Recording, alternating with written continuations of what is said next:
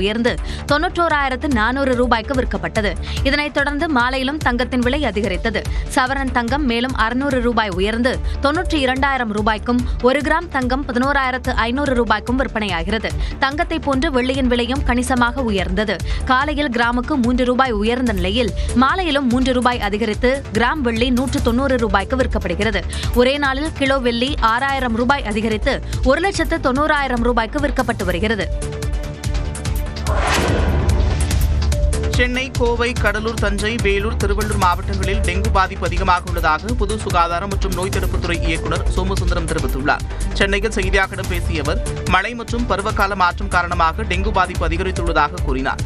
கொசு உற்பத்தியாவதை தடுக்கவும், வளர்ந்த கொசுக்களை அழிக்கவும் தேவையான மருந்துகளை தயாராக வைத்துக் கொள்ளவும் அவர் தெரிவித்தார்.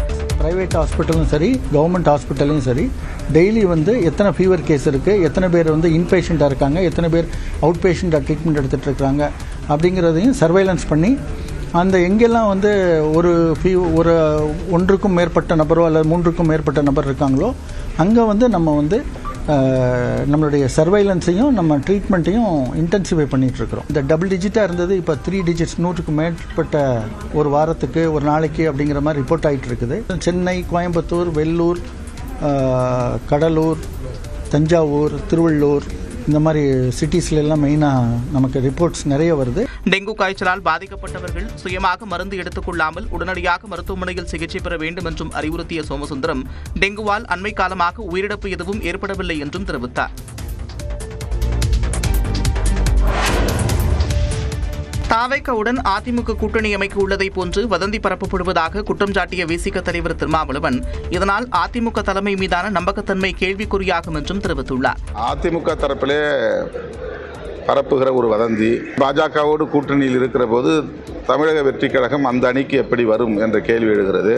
பாஜக, அதிமுக, தாவேகா ஆகிய கட்சிகள் கூட்டணியில் இருக்குமா, அல்லது பாஜகவை கழட்டி விட்டுவிட்டு அதிமுக வெளியேறுவதற்கு தயாராக இருக்கிறதா என்ற இன்னொரு கேள்வியும் எழுகிறது.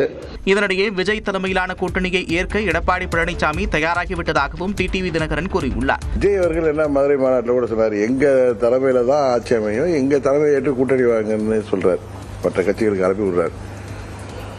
அப்ப பழனிசாமி விஜய் அவர்களின் தலைமையை ஏற்று அந்த கூட்டணியில் செல்வதற்கு தயாராகிவிட்டார். அந்த அளவுக்கு எடப்பாடி பழனிசாமியுடைய கட்சி EDMK பலவீனமாயிட்டு வருவதா காமிக்குது. எடப்பாடி பழனிசாமி தன் கட்சி தொண்டர்களை வைத்து அந்த கொடியை தூக்கி பிடித்து அது ஊடகங்கள்லாம் அது வெட்ட வெளிச்சமாக வந்தது. கூட்டணிக்கு தாவேகா வந்தால் பாஜகவை கலற்றிவிட எடப்பாடி பழனிசாமி தயாராகி விடுவார் என்றும் டிடிவி தினகரன் ஆருடன் தெரிவித்தார்.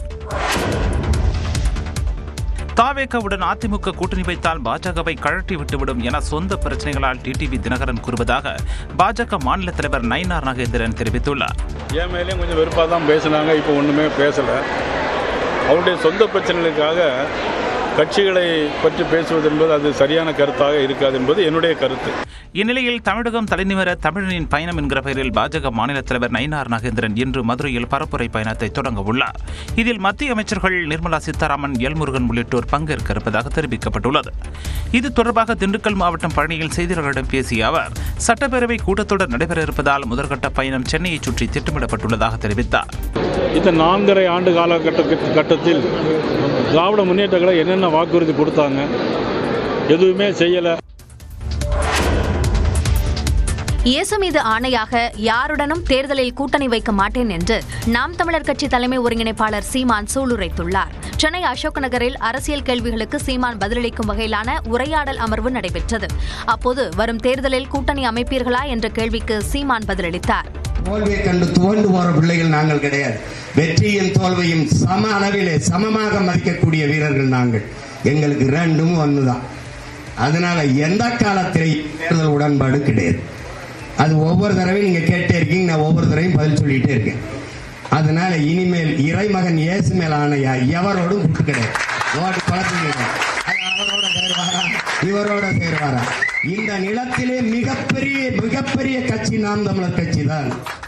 எப்போது சட்டமன்றம் செல்வீர்கள் என்ற கேள்விக்கு பதிலளித்த சீமான், மக்கள் மற்றும் இறைவன் அருளால் வரும் தேர்தலிலேயே நடக்கும் என்று நம்பிக்கை தெரிவித்தார். தான் ஆட்சிக்கு வந்தால் பிக்பாஸ் போன்று எங்கும் குற்றங்கள் நடைபெறா வண்ணம் கண்காணித்துக் கொண்டே இருப்பேன் என்றும் சீமான் கூறினார்.